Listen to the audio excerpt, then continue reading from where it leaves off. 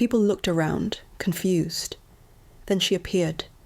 A lioness, thin, shaking, dragging herself forward on trembling legs.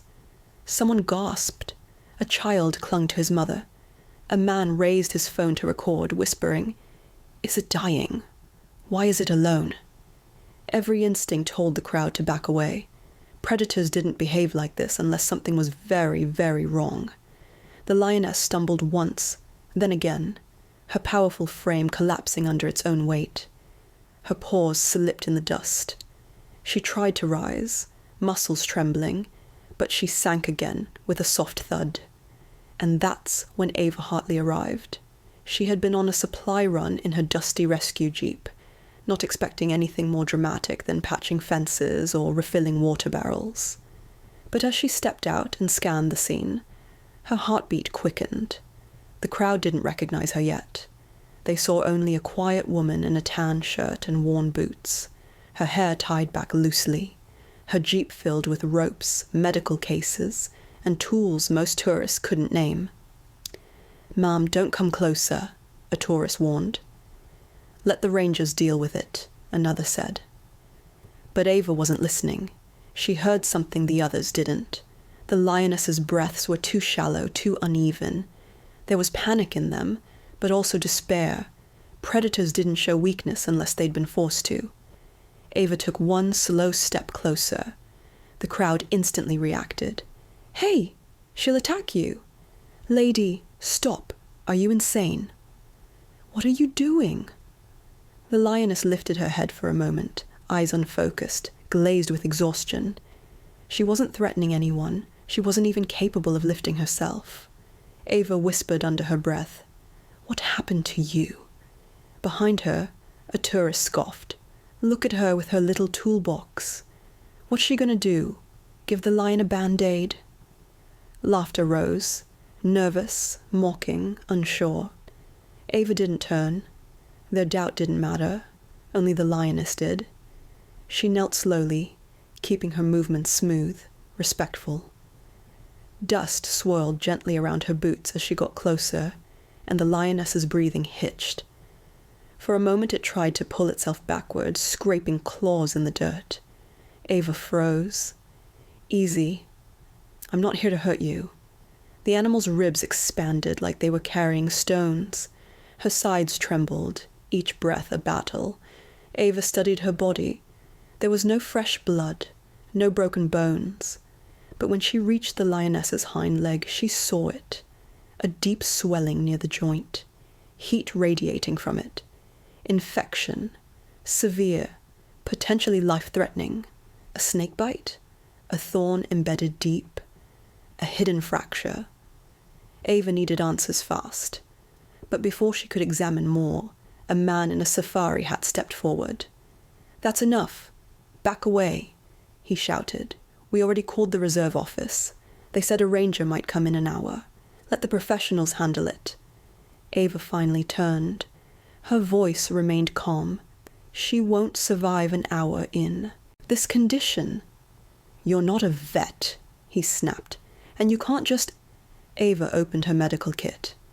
The man flinched at the sight of the tools, splints, injectable vials, cutting instruments, restraints reinforced with steel wiring, tools no casual tourist carried. Another tourist whispered, "Who carries that? Who is she?" Ava reached into her back pocket and removed a folded badge, dropping it gently into the man's palm. His expression shifted instantly.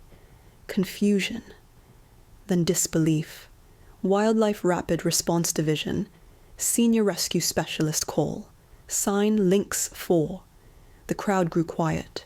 Someone murmured, "Lynx 4? I've heard that name. Isn't she the one who—" Ava didn't let them finish. She turned back to the lioness, lowering her voice again. "Stay with me, girl. Stay with me." But a new problem emerged. A rustling sound came from the tall grass off to the right. Low, rumbling, uncertain. A child gasped. A woman stepped back.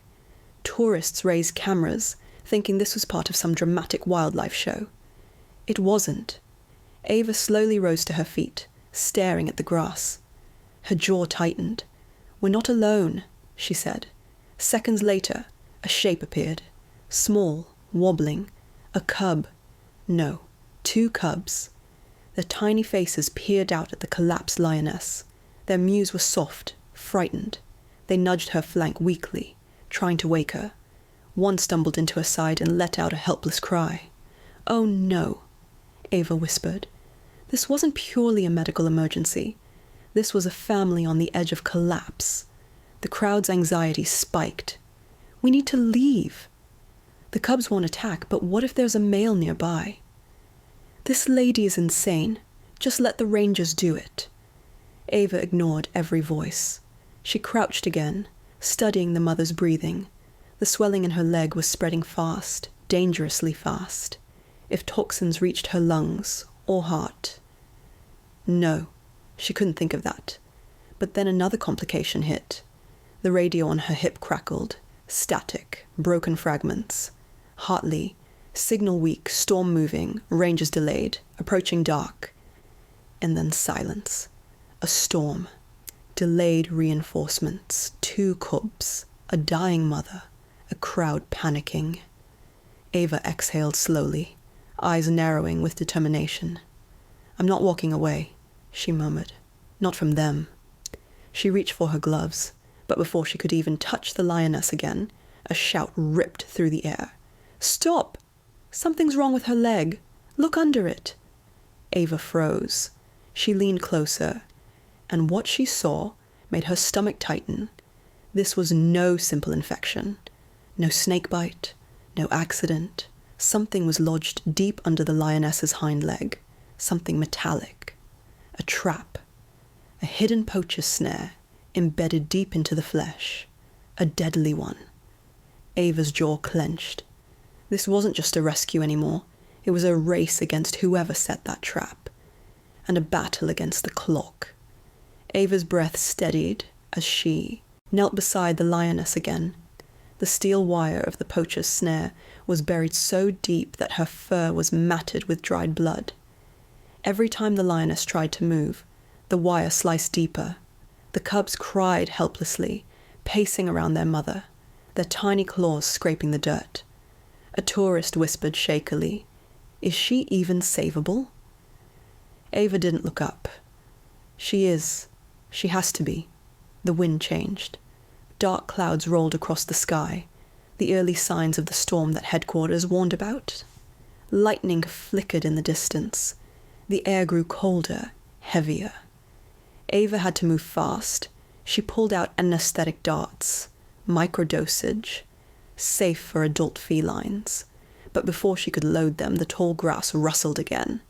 A new growl rippled across the plains, low, territorial warning. A male lion.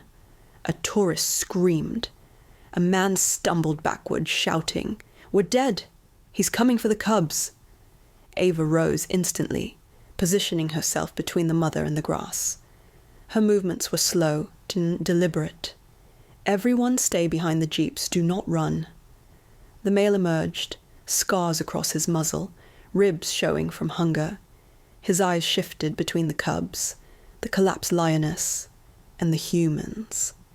Ava whispered, "Come on. Understand I'm not your enemy." The male growled again, stepping forward, but when he reached the lioness, he didn't attack. Instead, he nudged her head softly, emitting a sound almost like a mourning hum. "He's her mate," Ava murmured. "He knows she's dying." The storm winds pushed harder now. The cubs huddled against their father's legs. The lioness struggled for air. Time was slipping. Ava loaded the anesthetic darts. The male watched every motion, tense but not aggressive, almost pleading. When the dart gently struck the lioness's thigh, the male flinched but didn't retaliate. He simply lowered his head beside hers, as if understanding that this human was trying to save his family. The sedation settled fast. The lioness's trembling eased. Ava turned to the crowd. "I need space. I need quiet. And I need someone to hand me supplies when I ask." The man who mocked her earlier stepped forward, shaking but willing. I can help. Just tell me what to do. Ava didn't waste a second. She disinfected the wound. She cut into the swollen tissue. She exposed the embedded steel snare, barbed, rusted, wrapped tight around muscle and bone. The lioness whimpered, even through sedation. Ava whispered, "I know, girl. I know." The snare resisted her tools, refusing to budge. Lightning struck nearby. Thunder shook the ground. The cubs cried louder. Then the radio crackled. "Ava, this is Chief Rowan. Storm's grounded our trucks. We can't reach you. You're on your own." She expected that. She had already accepted it. Ava reached for the reinforced cutters, tools designed for high-tension steel. She positioned them carefully, avoiding arteries, avoiding tendons. One wrong move could cripple the lioness forever. She breathed in, held, pressed. The cutter clamped. The steel groaned. The lioness's pulse spiked. "Come on," Ava whispered. "Come on." Snap. The wire broke. The lioness's entire body jolted once, then slowly relaxed. Ava pulled the snare out completely, tossing it into the dirt. The wound was deep, but free. She disinfected again, flushed the infected tissue, stitched the torn muscle layer by layer, wrapped the leg in a compression bandage, and inserted a slow-release antibiotic capsule. The storm roared behind her. The world felt frozen in suspended breath. Then the lioness inhaled, steady, strong, the first healthy breath she'd taken in days. The cubs nudged her face eagerly. She lifted her head weakly, touching their tiny foreheads with her muzzle. Ava exhaled shakily. She's going to make it. A collective breath rose from the tourists. Relief, awe, disbelief. The man who mocked her earlier wiped his eyes. I'm sorry. I shouldn't have doubted you." Ava smiled faintly. "Just remember who the real fighters are. She survived long before I got here." The male lion stepped closer, not aggressive, but acknowledging. He placed his paw softly on the ground near Ava, a silent gesture of trust. Ava bowed her head in return. As the storm finally broke, rain falling gently over the plains, the lioness stood, unsteady but alive. She guided her cubs between her front legs, brushing her head against the male for reassurance. The family moved back into the tall grass, disappearing into the shimmering curtain of rain. The tourists remained silent, emotionally stunned. Ava closed her kit, her hands trembling slightly from exhaustion. Someone whispered, "Why didn't you walk away?" Ava looked toward the grass where the lions vanished. "Because sometimes," she said softly, "the world gives you a moment to prove that compassion still matters. And if you walk away, you lose the chance to show what kindness can save. When strength collapses, compassion must rise. When the wild cries for help, we choose who we become, silent observers, or the hands that refuse to walk away."